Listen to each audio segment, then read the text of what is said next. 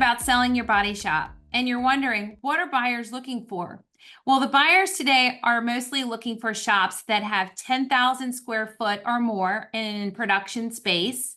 They're looking for shops that are ICAR Gold certified. Some are seeking shops that have OEM certifications.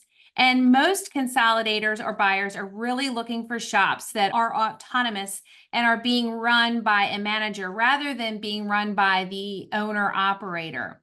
I know that sounds kind of crazy. Why wouldn't they want the owner operator there, in the trenches every day?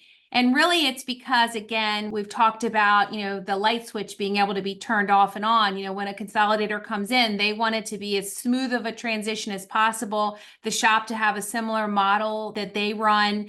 And that's just a really important part, is if they have a manager already in place that the team is already used to, it's just really a change of ownership, and it's not a big upheaval in the shop where, you're losing the owner. There's an emotional attachment there. They've got to get new management in place. And sometimes that can just be very overwhelming and just complicate the issue. So if it's already has a manager in place, it just makes the transition so much easier.